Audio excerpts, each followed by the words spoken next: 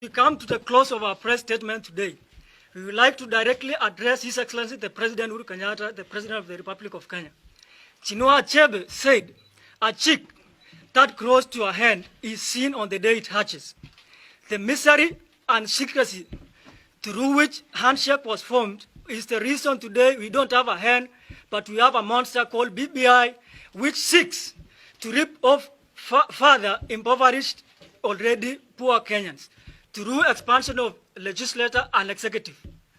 The expansion of the increase of 180 members of parliament will couple around 3 billion annually.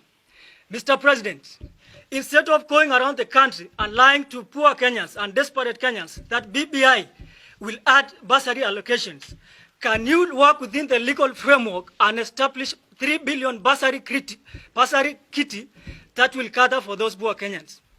Mr. President, there can never be constitutionalism without a respect to the rule of law.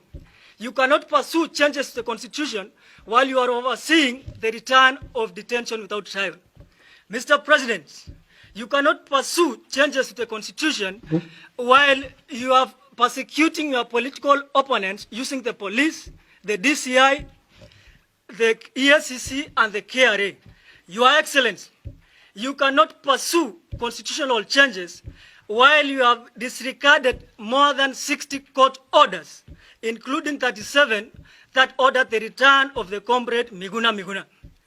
Mr. President, you cannot pursue constitutional changes while you have seriously interfered with the independence of the constitutional officers in this country, including the National Police Service, the ESCC, the ODPP, and the judiciary, which, apart from your refusal to appoint 40 remaining judges, you have went ahead, you seek to further interfere with the independence of the judiciary in the BBI by introducing a judiciary prefect in the name of Judiciary Ombudsman.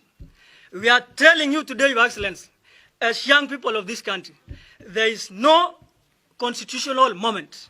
The proposed changes to the constitution in BBI are incongruous, egregious, deceitful, and selfish. We will not allow you, as the young people of this country, to rape the constitution, to mutilate the constitution with the assistance of your brother Raila Odinga. Your Excellency, on March 9, 2018, you told this country with your brother Raila Odinga that you cannot be leaders under whose watch the country degenerated into a failed state. Mr. President, we are telling you today, as the young people of this country, we cannot be patriots under whose watch the country was led into a wrong political directions. As young people in this country, we are standing up for the country and standing up for ourselves.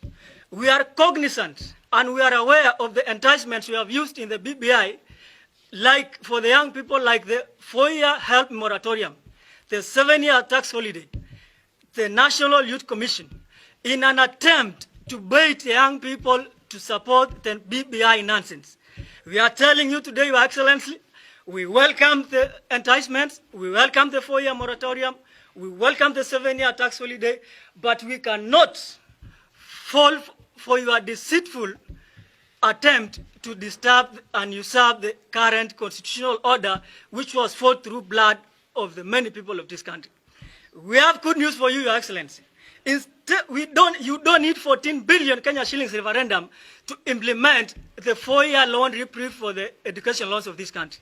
You don't need to spend 14 billion, Your Excellency, to give the young people of this country who are very desperate the 7-year tax holiday.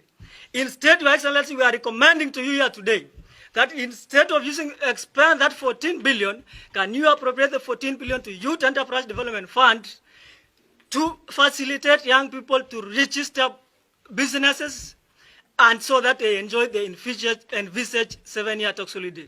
So, Mr. President, we are categorically saying, we as the young people of this country, BBI must fall. BBI must fall. BBI must fall. Thank you. Formni.